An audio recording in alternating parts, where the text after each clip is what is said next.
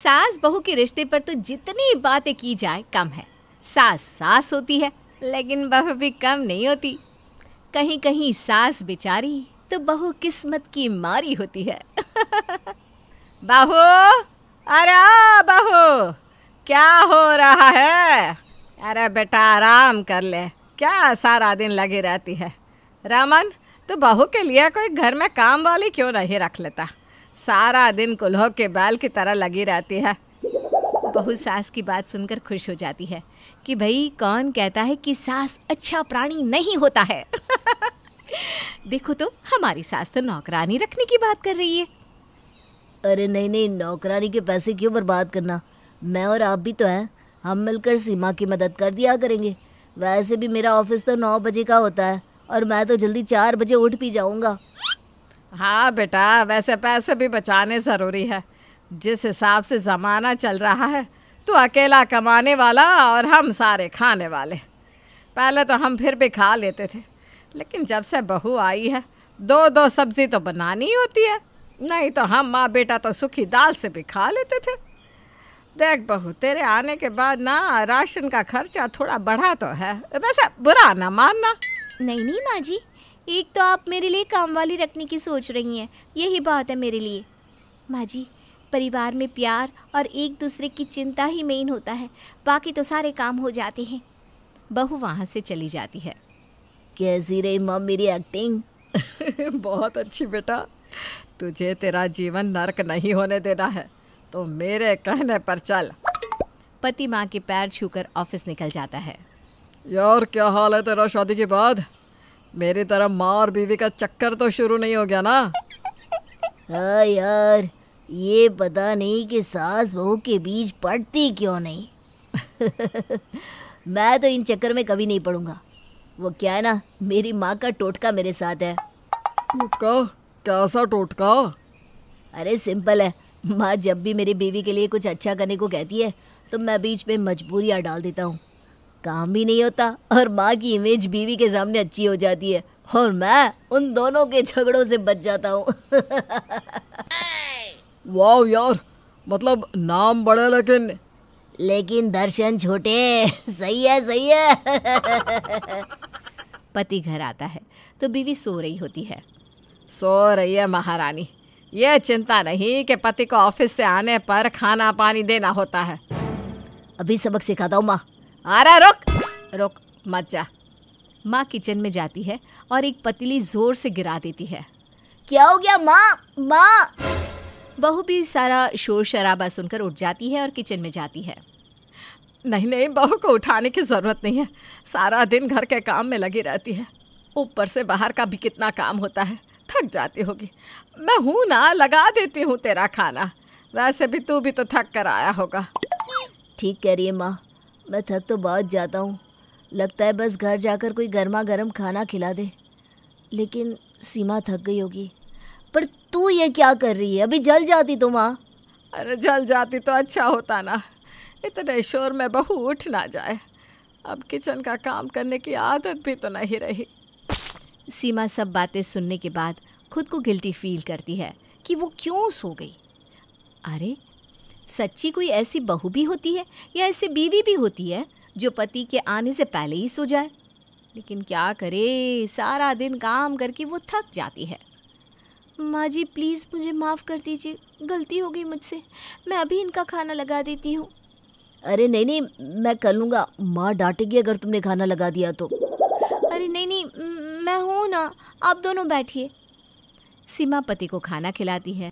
सारे बर्तन धोकर कमरे में जा ही रही होती है कि देखती है कि सास खुद के पैर दबा रही थी। माँ जी पैर को क्या हो गया? लाइए मैं दबा देती हूँ। अरे नहीं नहीं नहीं, वो क्या है ना, पहले तो रवि दबा देता था, लेकिन शादी के बाद तो उसे बस किसी तरह कमरे में जाने की जल्दी होती है।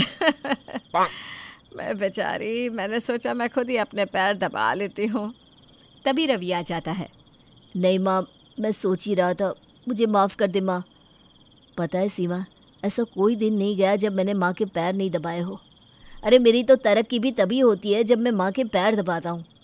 लेकिन जब से तुम आई हो, मेरी जिम्मेदारी तुमको वक्त देने की रहती है ना, इसलिए मैं माँ के पैर नहीं दबा पाता हूँ।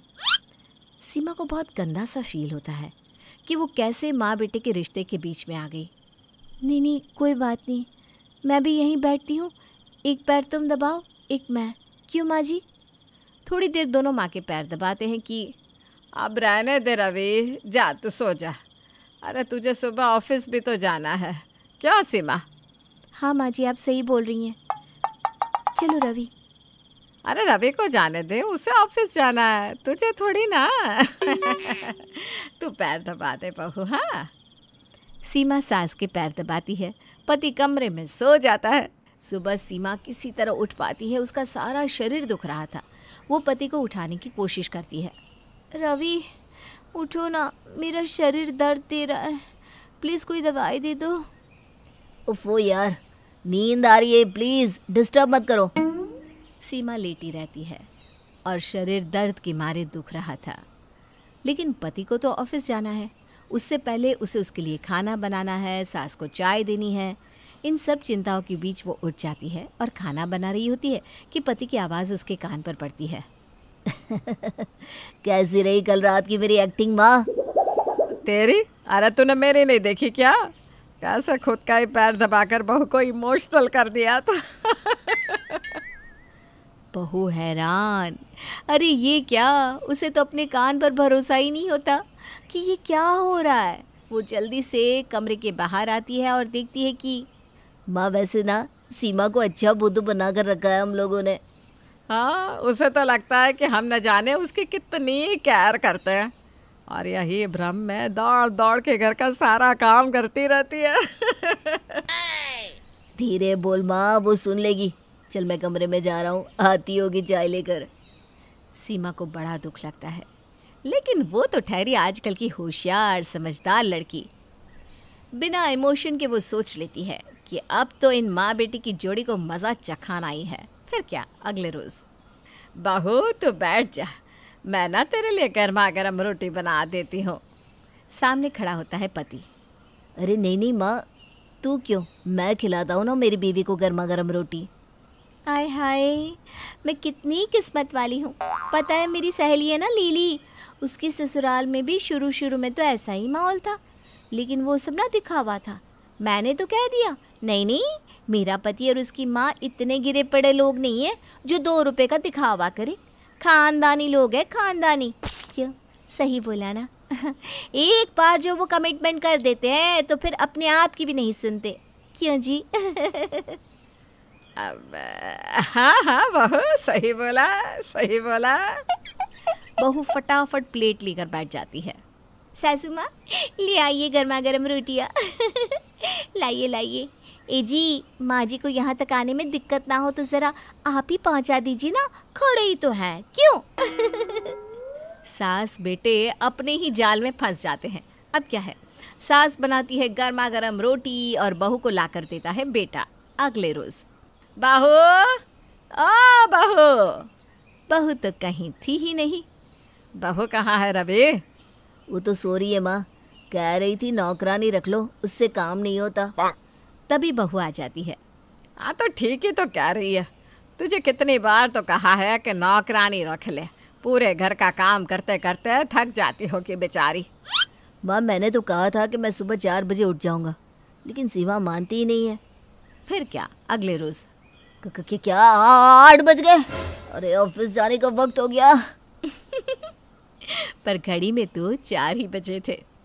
बस झाड़ू पोछा और सब्जी काट के चाय चढ़ा दो, तब तक मैं उठ ही रही हूँ। हाँ नहीं तो माँ जी की मदद ले लेना, बोल रही थी कि वो भी उठेंगी। अब नहीं तो नौकरानी तो आती ही है पड़ोस में। अभी सो जाओ, 8 बजे ना उससे बात करा दूंगी। कहते हैं ना, ज्यादा होशियारी भी कभी कभी भारी हो जाती है।